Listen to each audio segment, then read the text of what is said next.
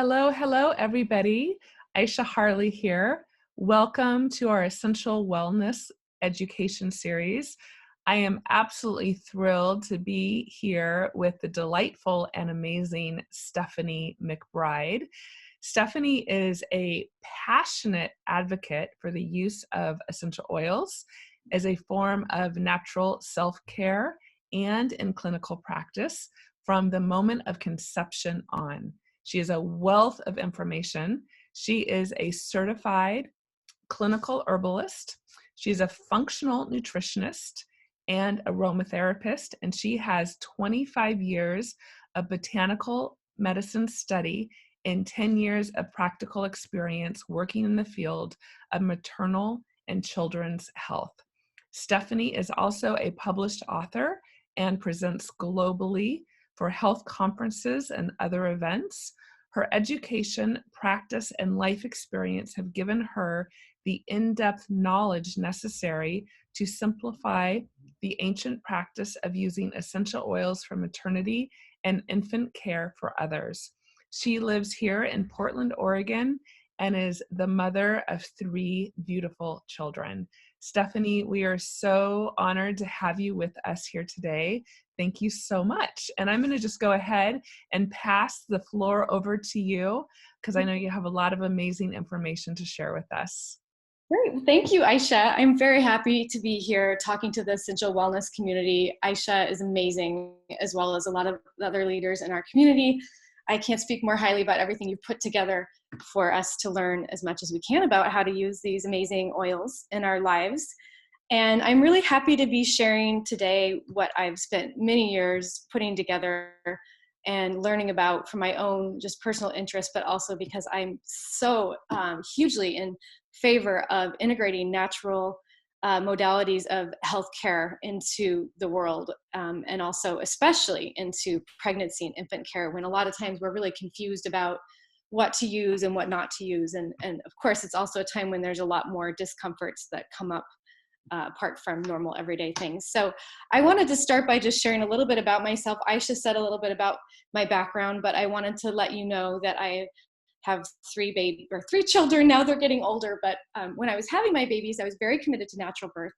And I was lucky that I was able to carry out my birth plan, which is to have 2 of my children at home in water and 1 child, my first baby, at a hospital. And I love having babies. I think the entire process of pregnancy is just incredible and amazing. But I also did struggle a lot through it, and especially in postpartum.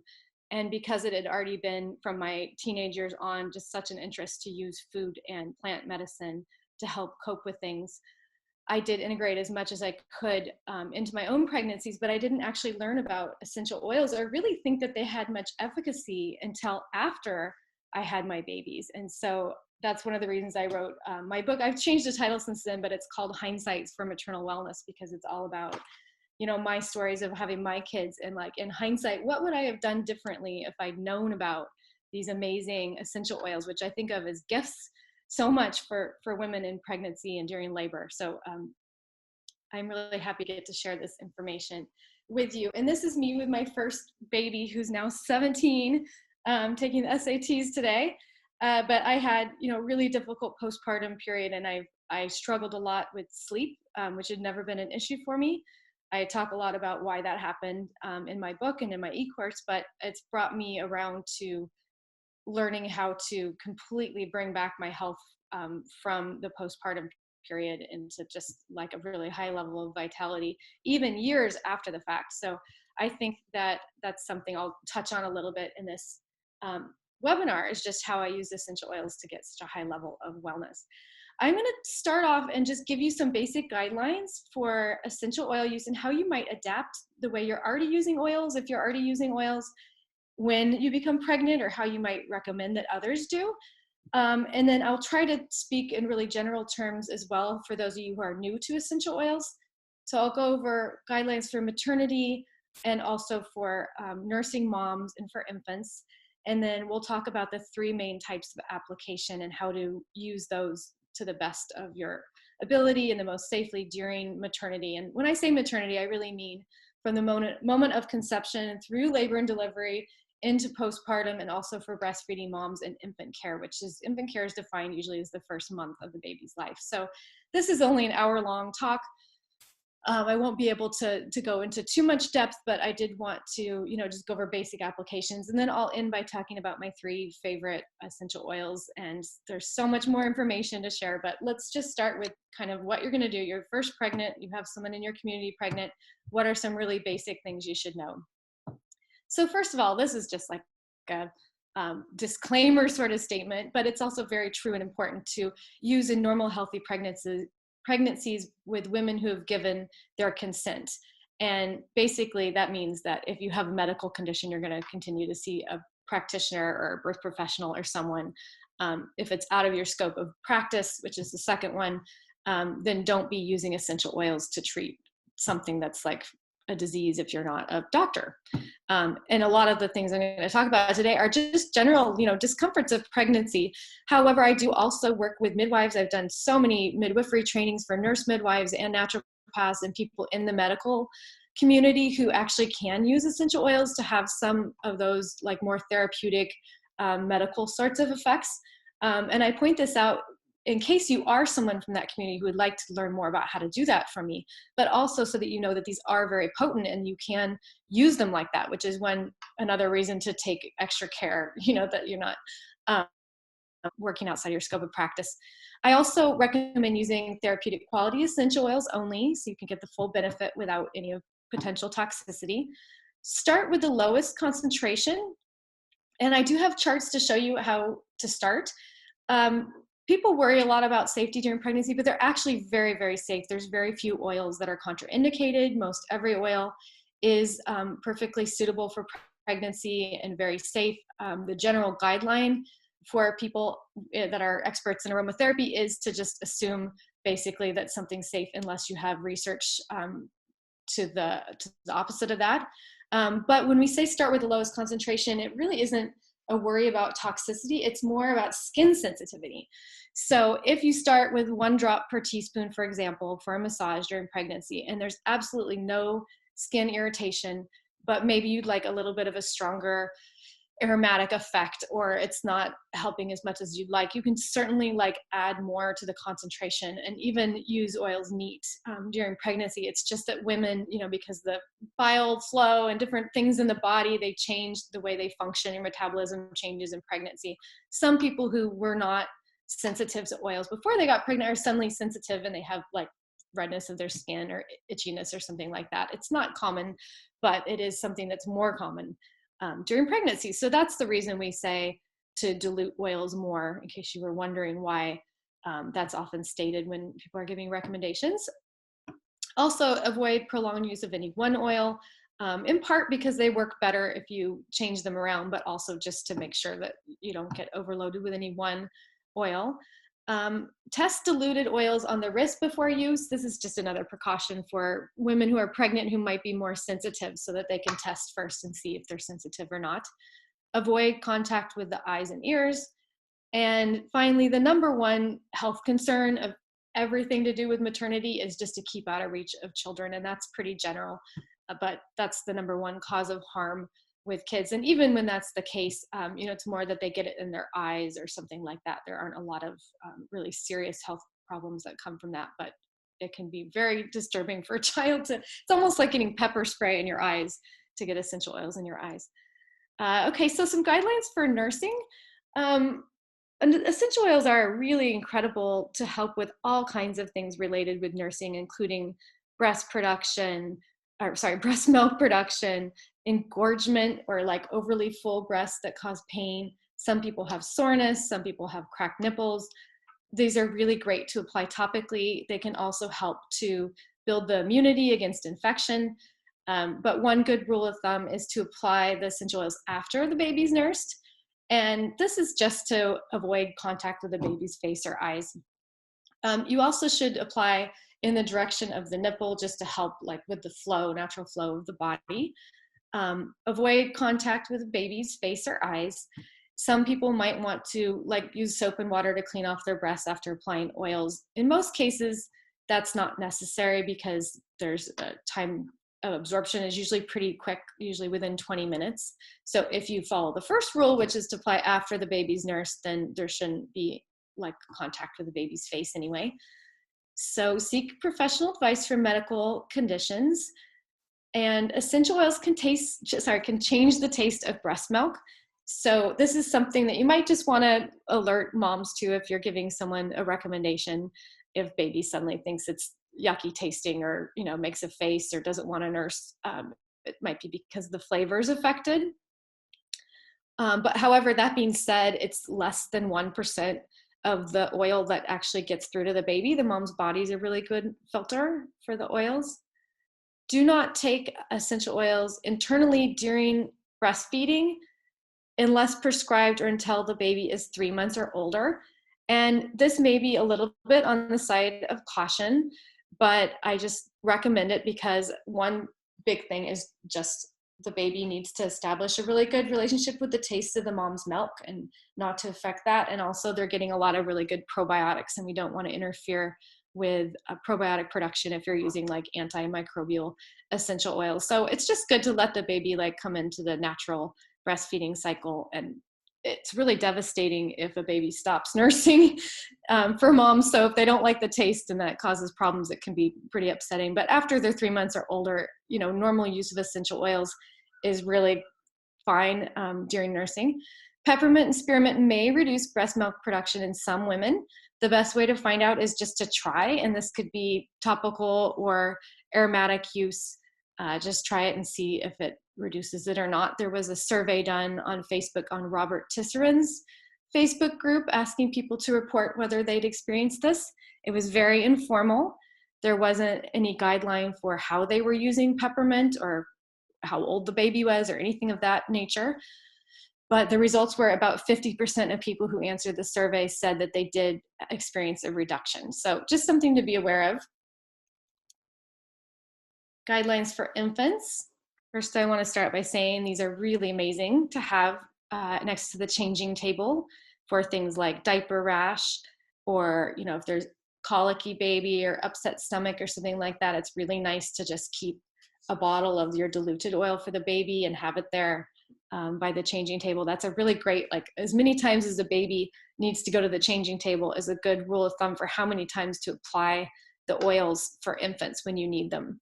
And that's because the small, like heavily diluted, like frequent, shorter term uses are better than doing like a heavy application. So that's why I like to put it by the changing table and just have that be used. But that being said, it's best with babies to wait until they actually have an issue come up. Like I said, diaper rash or something like they could maybe have respiratory problem with colds, seasonal colds and things like that. I'll talk about some of the oils I like for babies in a little while, but just know that those frequent, highly diluted applications are going to be best for almost everything to do with using oils for a baby. Make sure to avoid contact with the baby's mouth, eyes, nose, and ears. Where we start with dilution for newborn is 1 drop per 15 milliliters, which is the same as about a tablespoon of carrier oil. And this is plenty. Like this is really strong because babies' skin is very, very thin. When they're born, they haven't yet developed all their organs and their skin isn't fully developed. So they're going to get a lot of benefit from even that like diluted of an application, especially if you're applying it frequently throughout the day, like I was suggesting you do. It's a good idea to test oils on the skin and check for irritation within 2 to 12 hours, just to be sure. I usually do it on the top of baby's foot is a good place, or you could do it maybe on the wrist or the back of the hand. And you're testing it in its diluted stage. Also, again, consult a physician for medical issues.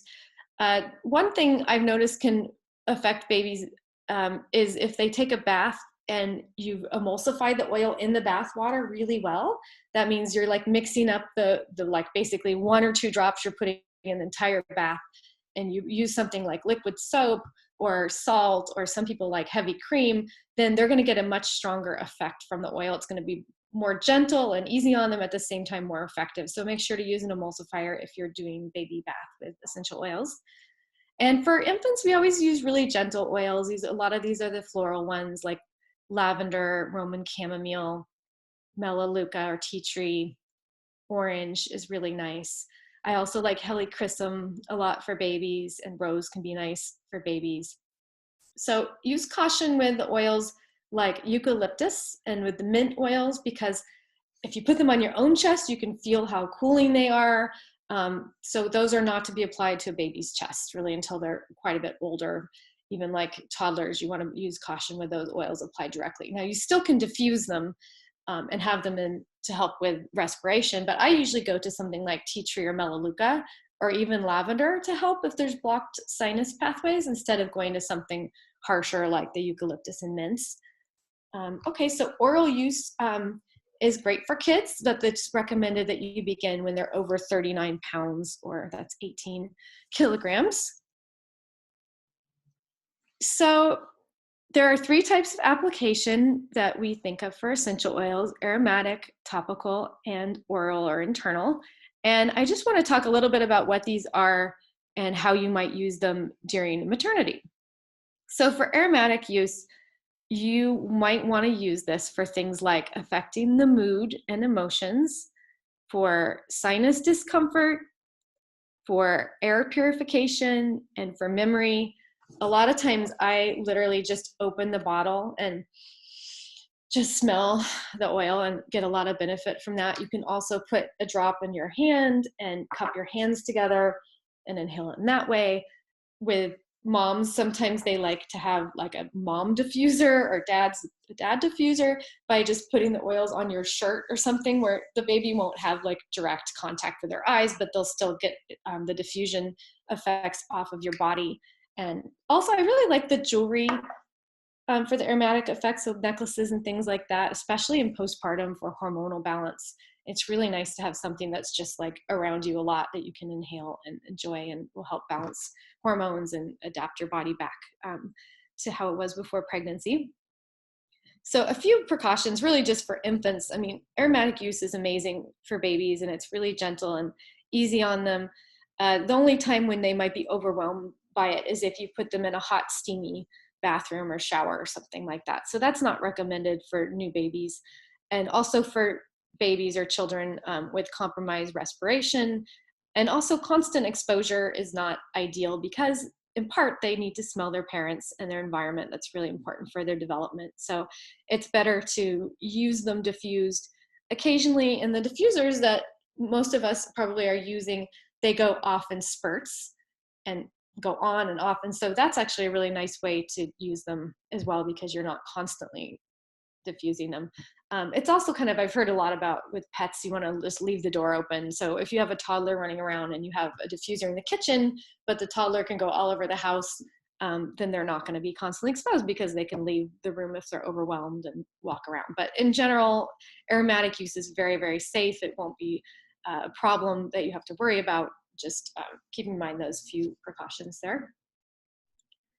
So I like aromatic uses during the childbearing year for things like nausea, which can happen in the first trimester often, and also in the labor and delivery room. A lot of people get nauseous before they give birth. So that can be really nice. My midwife, the only essential oil I used during all my pregnancies was 1 drop of peppermint in my vomit bowl during labor, and it completely turned my situation around. I've told this story quite a bit, but it had such a profound effect on me. It's one of the reasons why I do teach what I do now. And it's because when you're in labor, you're tired usually, and sometimes you feel a bit nauseous and you're wanting energy. And also you get a little bit like in your primal state of mind. So it's nice to have something like peppermint to kind of wake you up and make you alert and remembering, oh, I'm having a baby, and it basically took care of every issue I was experiencing, including labor pain, to have that in my vomit bucket. So I had firsthand experience with how amazing aromatic uses can be for things like nausea and also for pain.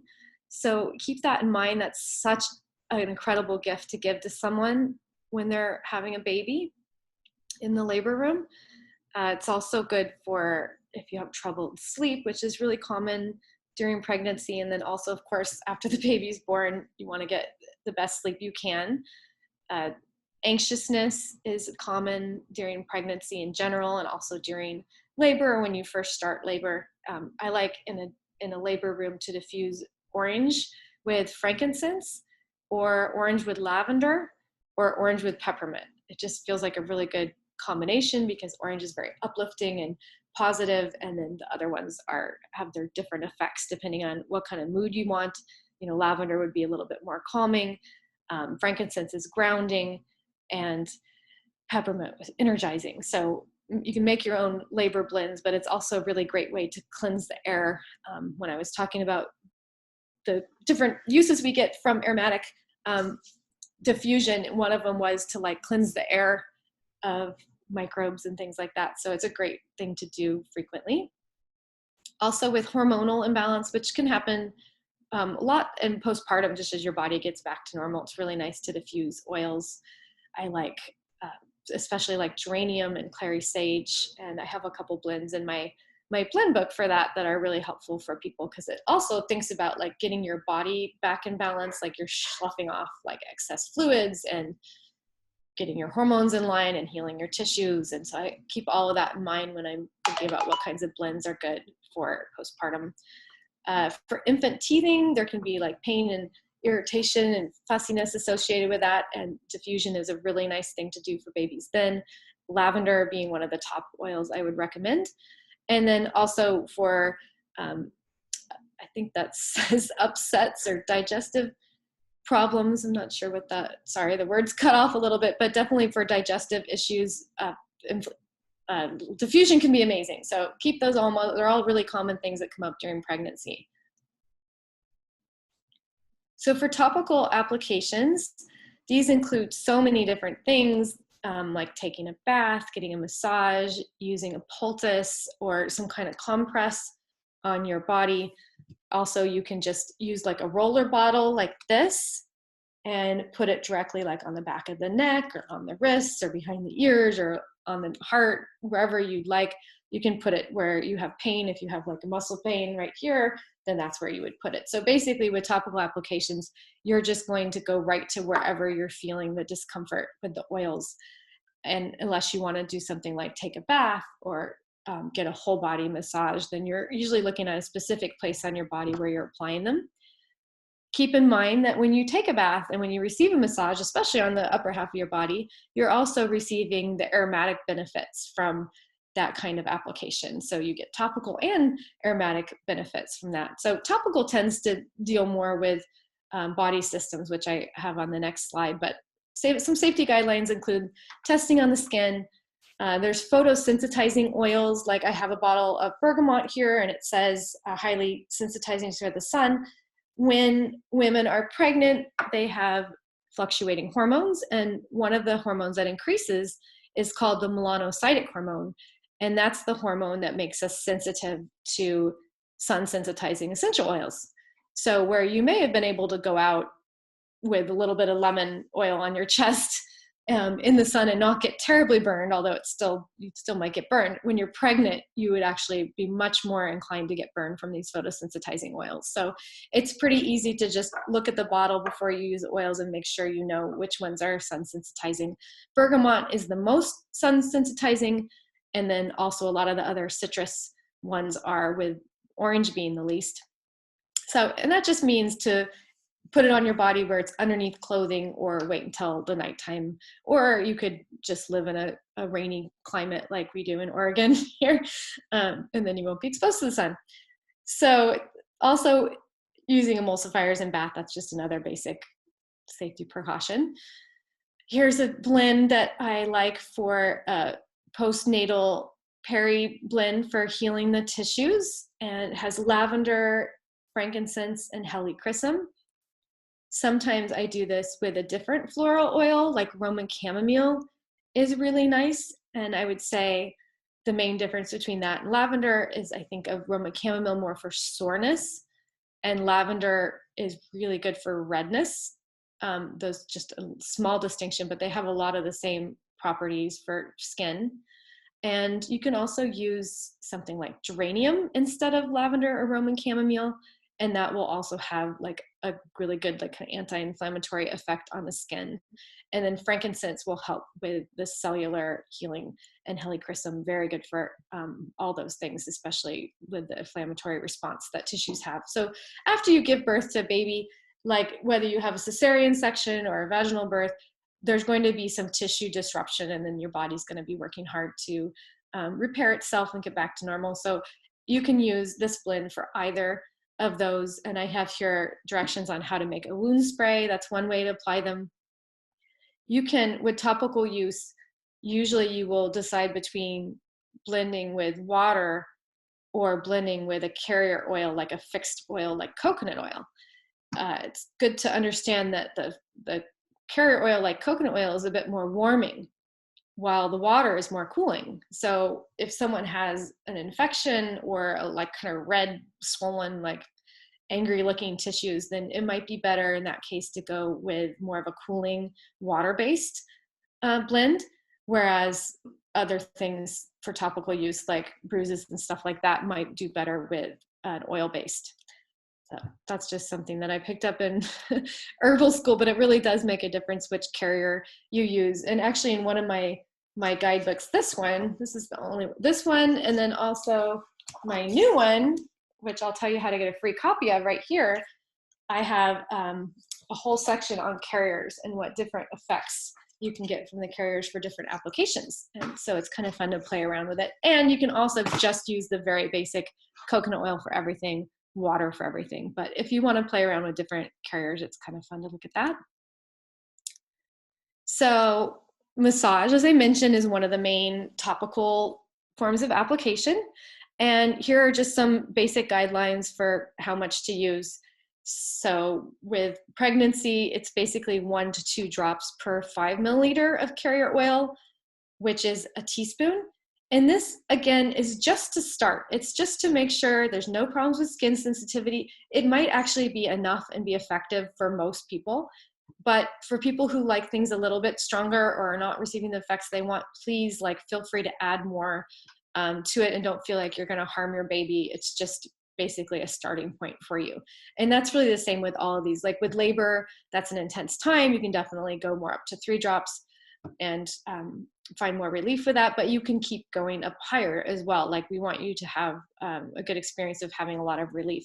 There are a few oils, like I'm actually going to talk about black pepper in a little bit, and that's one that's like pretty strong. And so that's when it's usually recommended that people dilute that more heavily than they would other oils. So I think just as long as you keep stuff like that in mind, again, that's something else that you can read on the bottle. So you don't have to memorize it. Just as you're working with oils, look and see if there's suggestions like that.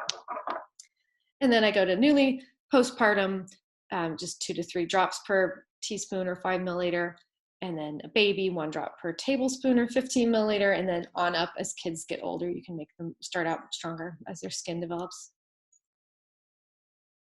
So here are some other dilutions that are a good place to start with the roller bottle. Just 1 part of essential oil to 2 parts of carrier. With baths, 4 to 8 drops of essential oil with an emulsifier. Wanted to mention that it's really nice to have a bath during pregnancy and also during labor. I don't, however, recommend putting essential oils in the labor tub because, as some of you may know, the oils do leach toxins from plastic, and birth tubs are lined with plastic.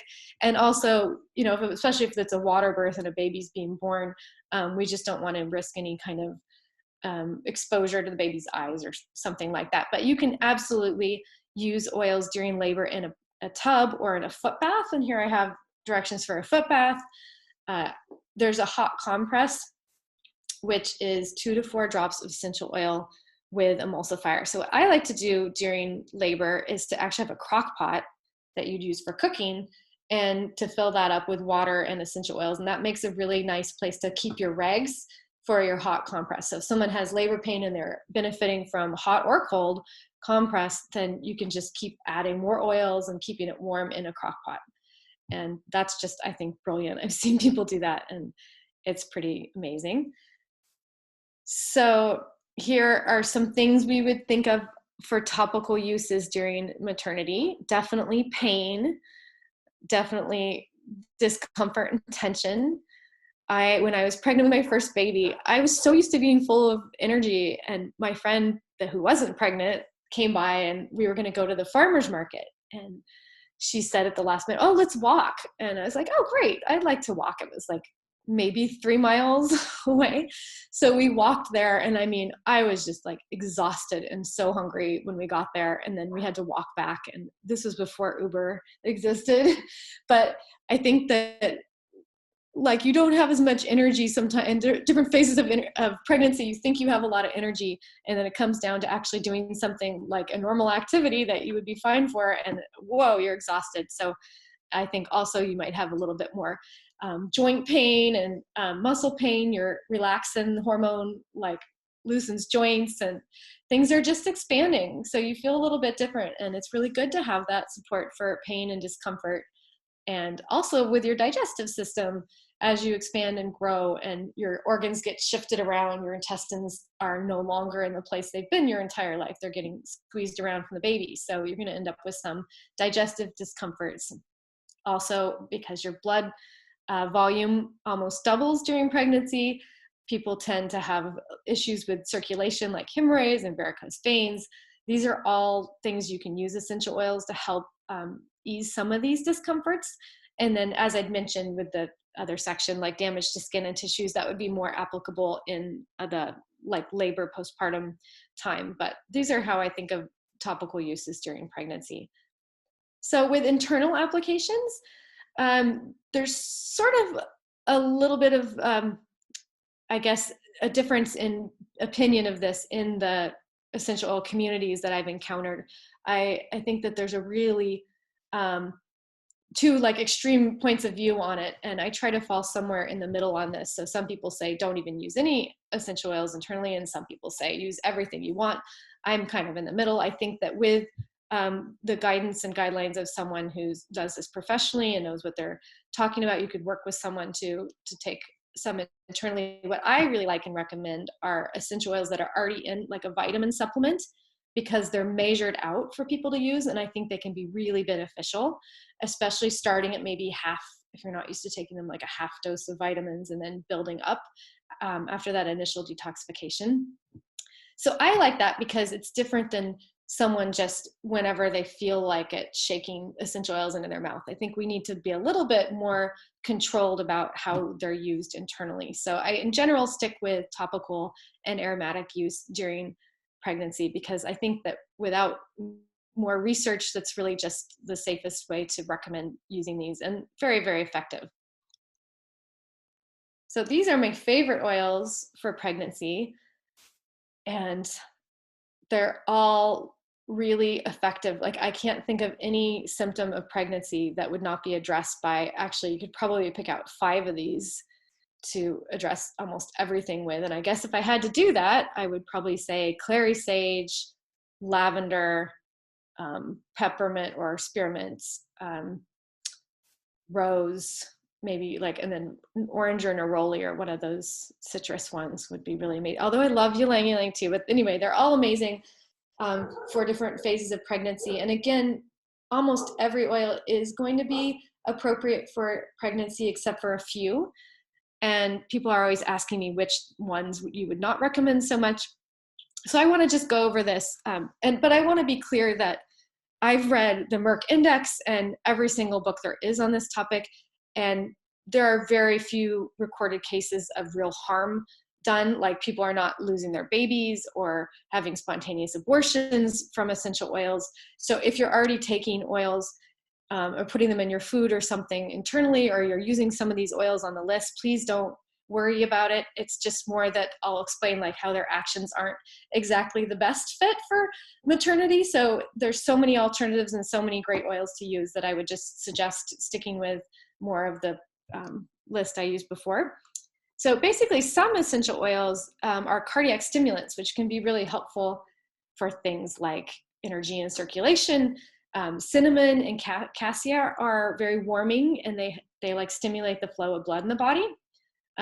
Cinnamon's had a few tests where it's associated with altered length of pregnancy and lactation problems. So it's usually one on the list of like not the best for pregnancy. So probably better to avoid that one. In any case, when you double your blood volume, it's probably good to just leave that alone and like not try to have too much effect on that with the oils you're using. So I would recommend not using so much cinnamon or cassia. Also, wintergreen and birch are blood thinners. So along those same routes, people could benefit better from using things for muscle pain and massage, like peppermint and spearmint and Siberian fir and black pepper. Like those will have very, very similar effects to wintergreen and birch, but not have such a strong blood thinning attribute. And you may know that wintergreen and birch, like the constituent methyl salicylate, is where we get aspirin. So that's something that doctors usually say avoid during pregnancy as well. So just as a general caution, I would say those aren't my favorite. With the hormone influencers, these ones are amazing for pregnancy, but I do recommend like clary sage be used for labor. And I'm going to talk more about clary sage because that's a really big question that I get from people, is how to use that one. So yes, these are really appropriate, but start in labor with clary sage. Fennel is amazing for postpartum. So I would just use those in the appropriate stage of pregnancy. Other uterine contractors are jasmine, myrrh, and rose. That doesn't mean they're not appropriate and okay to use during pregnancy. I would just suggest being aware, like you don't really want to stimulate the uterus until you're ready to begin labor. So if they're having that effect for you, I would say definitely hold off until, some people say hold off until like the last few weeks of pregnancy for those ones as well. And then just on lots of lists, including Robert Tisserand's and Denise Turan and Jane Buckle and a lot of the people I follow in this field, there's some concern for those oils: basil, rosemary, oregano, thyme, fennel, and dill just during the pregnancy period. So occasional exposure probably won't be a problem, but those aren't the best ones to be including during pregnancy. And here's some alternatives. So for a good immune blend, melaleuca is just highly antifungal. Frankincense, antimicrobial. Lemon is one of the best immune boosters. And then also marjoram is antibacterial.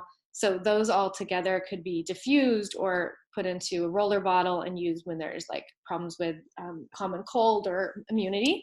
And then the muscle rub oils are what are also called driving oils. So driving oils are ones that penetrate deeply into the body, which is what's so helpful for things like sciatica and muscle pain and joint pain. And so a few of those are peppermint, Siberian fir, lemongrass isn't actually a driving oil, but it would be good combined with those. And also things like lavender or other floral blends are good combined with these driving oils for massage and basically just muscle tension kind of effect. These are my favorite essential oils for babies. So cardamom, they just smell like a banana bread loaf. I think that one's really lovely, and it can help with problems related to the lungs or digestion. So that's a really nice one to have on hand. Dill is going to help with things like colic, and frankincense is just, some people say it's like a really good bonding oil for mother-infant or father-infant bonding, and can also help you and the baby to adjust to just birth in general. And it's antimicrobial and just a really amazing oil, good for skin, so many things. Helichrysum I mentioned I like for respiratory issues and also for any kind of like bruising or tissue healing or teething, stuff like that. It's very, very nice. Lavender, every new mom should have a bottle of lavender. And then probably also melaleuca or tea tree, because that would be a really good one if there's a fungal issue, you know, like some babies get thrush and also get diaper rash that has a yeasty smell. And those two together are really good for helping babies with that.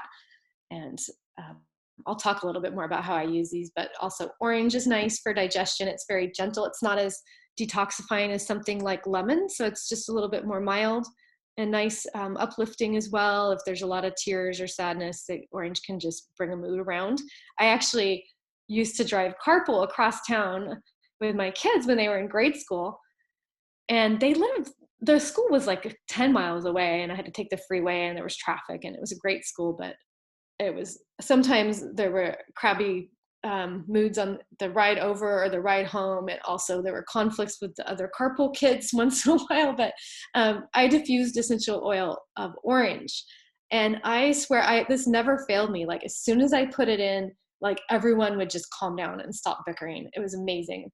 I should try to do that again. Like my kids don't usually do that anymore. They're older, but it was within like a minute, they would stop their arguing and bickering. It was amazing. And it also, of course, will help with like, you know, if you have digestive issues or feeling a little bit down. So that's a really nice one. Roman chamomile is one of my favorite oils. It's very bitter tasting if you've ever tried it. And bitterness, the flavor is associated with relaxing the nervous system. So in general, it's just a very, very calming oil. It kind of reminds me of kava as well, like that. You can feel your nerves relax with Roman chamomile, and it's also so good for the skin and just soothing oil. So that's a really nice one to have in the collection. It's one of the ones I would put in a bath with a sick baby.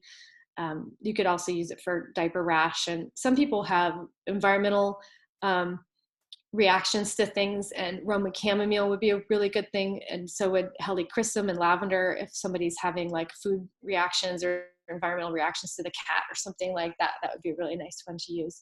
And then also rose is just a lovely, highly antibacterial oil. Like it's very strong and potent in its antimicrobial effects. So you could think of that as just like beautifully smelling and calming, but really strong for the immune system. And so I've touched on a few different ways that I would use the oils for babies. I think just keep in mind to stick within the amount that I recommended, which is about a drop per tablespoon. So if you're doing a blend with lavender, melaleuca, and Roman chamomile, for example, you'd probably want to put 3 tablespoons of something like coconut oil and then 1 drop of each in that blend. And you can put it on the baby, like apply it as an infant massage, which is really easy to search for on YouTube, or you can just put the oils on the bottoms of the feet. You can use a stronger concentration if you're doing something like cord care for the baby, for which I use frankincense. So because that's a small part of their body, you can get a little bit of a stronger concentration, but you're not going to need that much for babies. So now I'm going to just talk about 3 different oils and more ways that I would use these. In my book, I go over 20 different oils and how they're used. And then in my e-course, I talk about 17 herbal profiles. So I go a lot more into depth, but I wanted to give you just a little taste of what is out there without overwhelming you in a short webinar. So black pepper may be sort of an unlikely thing to think of for maternity, but I really like it. And one of the reasons I like it so much is because its emotional attribute is courage. And that's just so fitting for having a baby, and especially a first baby, is to be strong. And I do believe that that transition to motherhood is not easy for some days. You know, it can be beautiful, amazing, but there are times that it's difficult. And I think you do learn a lot going through that process. And it takes a lot of courage to get to the other side where you're actually a parent. And my friend told me when I was pregnant, I was complaining about being pregnant with my first baby. I don't remember what I was complaining about, but she was having her second and pregnant at the same time. And I said, oh gosh, this pregnancy is exhausting. Or, you know, like I feel like I can't eat anything without feeling nauseous, like whatever, gripe. And she looked at me, she's like, Steph, she's like, you think it's hard being pregnant? And you talk about worried about the labor. She's like, no, the hard part is being a parent. And that's so true. It is the hard part of being a parent. So we just want to be as easy on ourselves as we can. And black pepper is going to be your friend in pregnancy, because that's when you have things like pain in your body. You're not used to digestive stuff, gas, you know, like your bowels that are dysregulated and things changing around, cramps and spasms. It's going to help with brain fog and fatigue, also cigarette addiction. It can help with depressed mood. So I just think this is a really nice oil to have. I mentioned earlier that it can cause skin sensitivity. I mean, I've put it directly on my skin and had absolutely no problem. So some people will be more sensitive than others, but it's just something to be aware of, especially if it's oxidized. Sometimes when the oils are left out or not properly stored, they can be oxidized, and then that causes more skin sensitivity. Not especially recommended for baths, but it's good for topical application in particular. That's the way I usually use it. So if you had something going on like cramping or digestive issues, you would just want to maybe put a drop in a teaspoon of carrier oil or in 2 teaspoons of carrier oil for skin that's sensitive, and then just apply it to your abdomen. I also like going in a clockwise direction for constipation and a counterclockwise direction for diarrhea, because that's the way your organs move, and that's just an energy worker kind of thing. But if you like stuff like that, you can apply it like that. Otherwise, you can just do it how you would normally do it. But great oil. Now, clary sage, I just got a notification from my website server, and they said that the most hits I have is from my page on clary sage. So I know this is a hot topic for people, and it really is an amazing oil. It is very specific for pregnancy for labor and postpartum. And I'm going to talk about how to use that. But just in general, I wanted to tell you that like clary sage is the most sedative essential oil that we have. So it can be very, very calming and relaxing, which is really nice during labor and also during postpartum. And because it helps to balance hormones, it's also amazing for diffuser blends and stuff like that in postpartum. But I think of it for stress, tension, insomnia, because of this sedative effect, for things like muscular aches and pains and sleep, and also just like if you're feeling down, it can help with like baby blues after the baby's born and into the years to come. And it's also good for late term pregnancy. So there's no definitive studies showing that essential oils can help bring on labor for a late term pregnancy. However, I have in my research for my e-course and books and everything I do, I've done a lot of interviews with people who do hundreds and hundreds of births every year, like work in other countries and are in birth centers, and they use essential oils. And it's a lot of people say absolutely, like geranium, clary sage, lavender, all of those can be really helpful for late-term labor.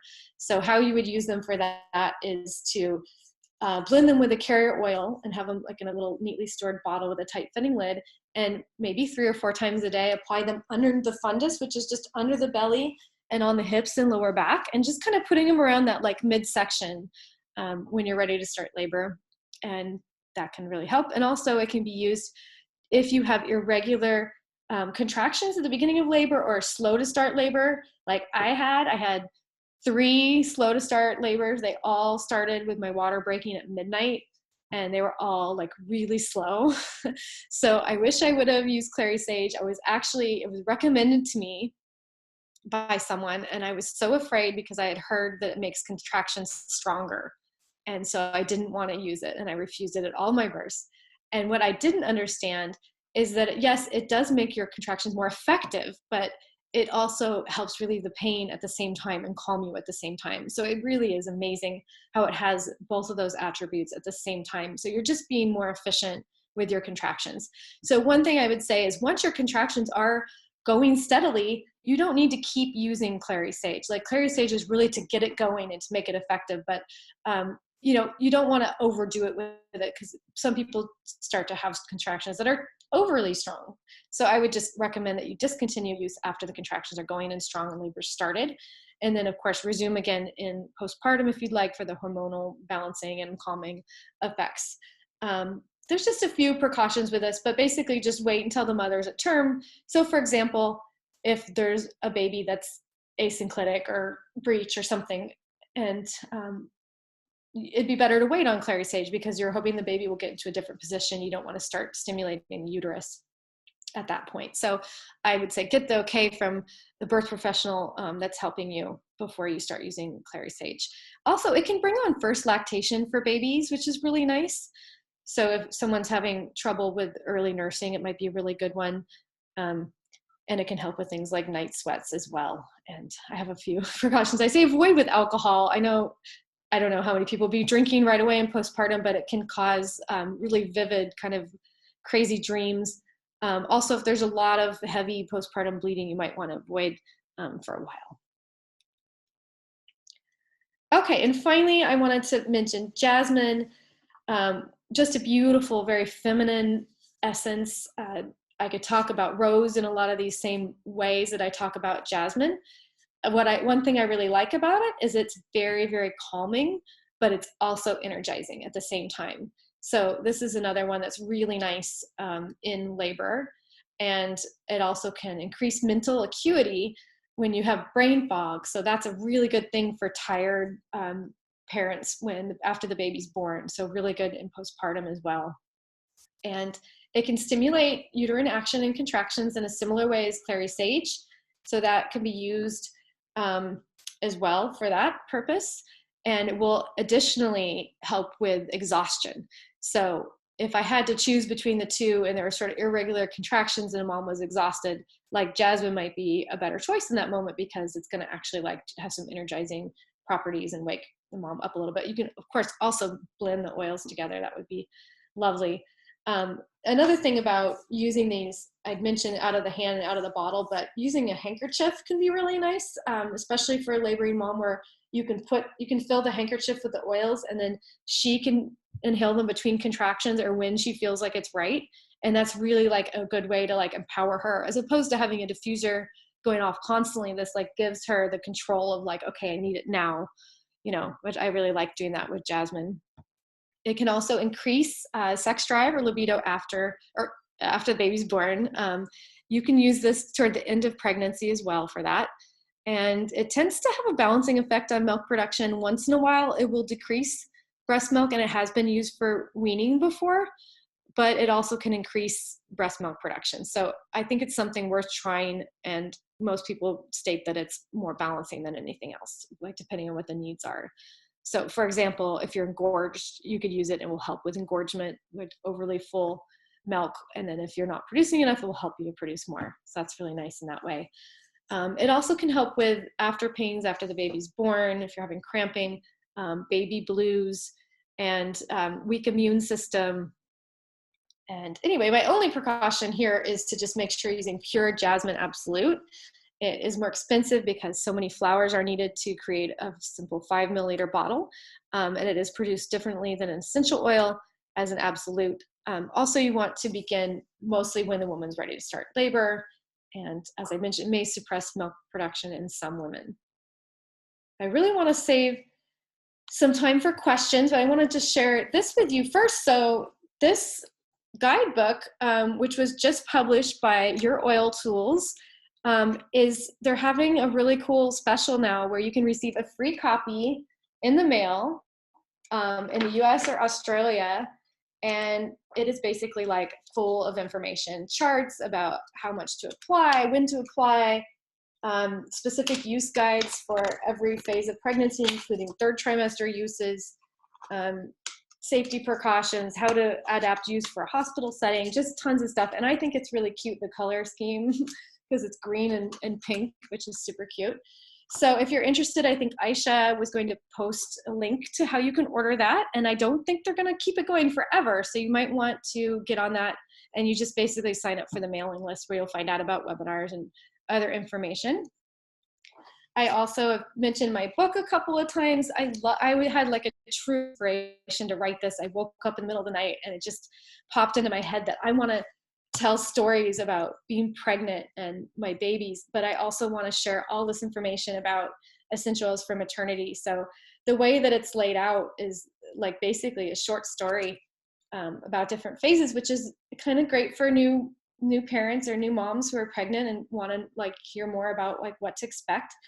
And then I talk about applications and precautions and what oils I'd use when, and then in the back there's like 20 oils that are monographed. And anyway, it was really fun to write. I was truly inspired the whole time, and I really hope that you'll consider picking up a copy or recommending it to people.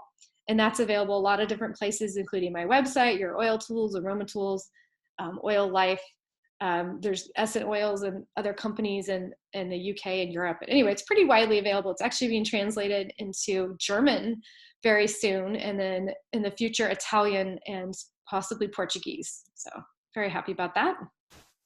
If you would like to receive certification and go through my complete training to be able to teach on this topic or apply it to your practice, or just use it as a parent and know more in-depth information, I offer an e-course. And in the US, you can get continuing education credits for taking the course, but everywhere you get a certification once you complete it and take the quizzes and stuff, and the prices are there. And for about the next week, I will mail, if you sign up if you sign up anywhere in the world, actually, I don't think it'll be that expensive to send, but I will send you a copy of each of these. Maybe I'll just for now say Australia, Europe, and the US. I will be able to send you a free copy of these two through a week from today if you sign up for the e-course. So if you sign up, send me a separate email and tell me you were at this webinar and I'll get you hooked up. And that's everything. So please join my Facebook group, Essential Oils for the Birth Kit, and become part of that community with us. And also have an Instagram account at stephj.mcbride. Happy to talk to people anytime. There's my contact information. I have obrigada up there because I taught in Portugal recently. I modified my keynote, but I kept the obrigada because I just loved going to Portugal and teaching in Porto and Lisbon last year. So now I think I'm ready to take questions. Aisha, should I Thank you, Stephanie, so much. Such amazing information. Thank you so much for sharing with our community. This is so valuable, and it's such a beautiful time to use essential oils, but it's also a time to take extra precautions. So I just so appreciate your expertise and your wisdom and all the experience that you have. I also want to give a special shout out to our listeners from Holland and Lithuania.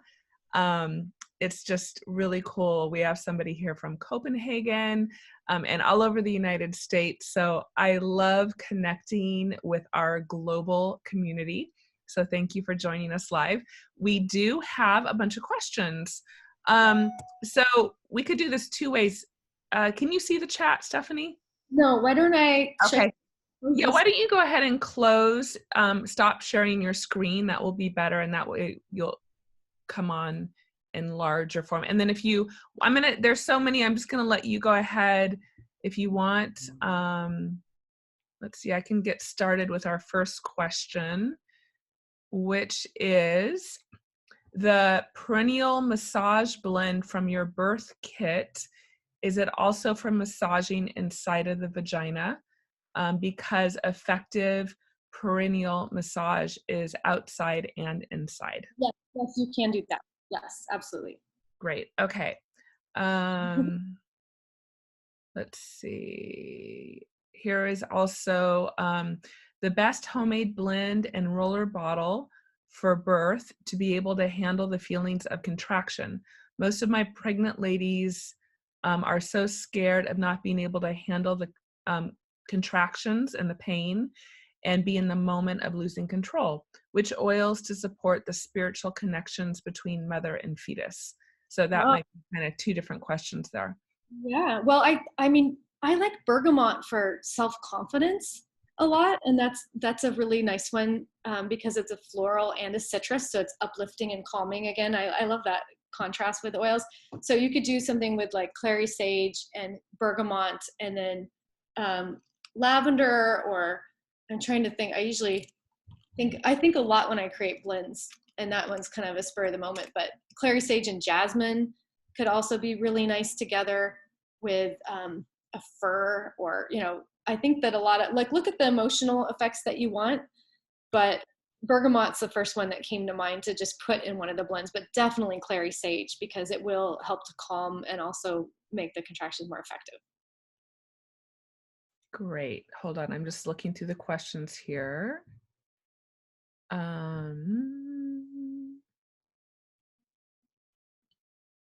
Okay. Oh, wait. What do you recommend to support baby right after birth? I have seen frankincense on the crown, etc. Any other suggestions? I always say frankincense on the crown. I think it's so important for the baby to bond with the parents that I'm not a heavy user right after birth, because I want them to smell their parents. That's so important. But I think frankincense all around is just such a good, because it's the be here now oil, so you're kind of bringing them out into the world. And I think that's why they say it's good for the bonding as well, because if you're in the moment and really present, then you're connecting more with the person in the room with you. But that can also be used for cord care. So that's one of the things that babies tend to need. One of the first oils is something for their cord, to keep their cord clean and with cord care. So I would just keep it with frankincense. It's really simple. If you wanted to do something in the diffuser for mom and baby, you know, just the relaxing, gentle oils, clary sage, lavender, that kind of thing is nice. Awesome. Thank you. I think I covered all the questions. There is also a question if you're willing to give access to the slides. Is that something you could actually put on your website for download? Can I, yeah, probably. Can I think about that? Because usually I have like a community of people that I teach and I talk with about what they're, just to make sure the information stays,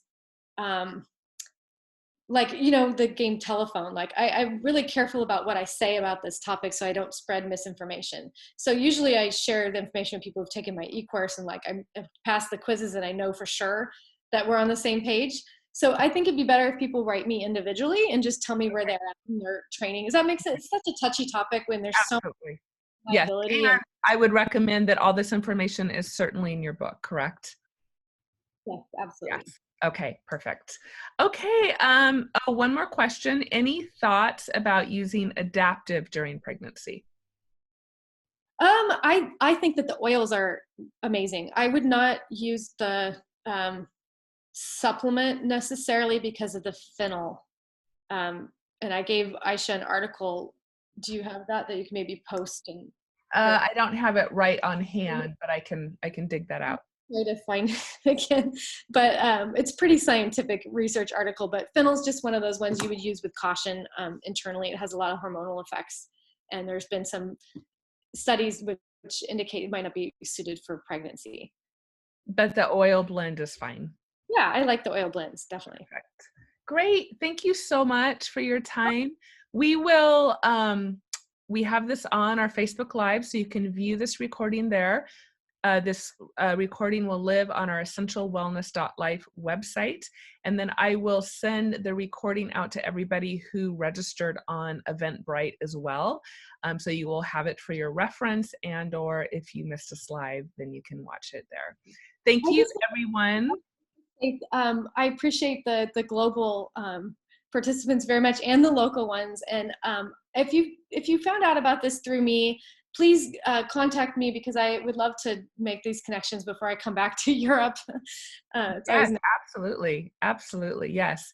Thank you. You have been amazing, an amazing voice for our global community, Stephanie. Thanks, So we really appreciate that. Thank you so much. planning everything.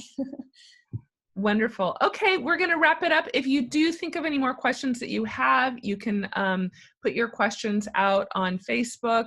You can also email Stephanie directly and contact her. As I said, she is an excellent resource. So have a wonderful day, everyone, and we'll look forward to connecting with all of you soon.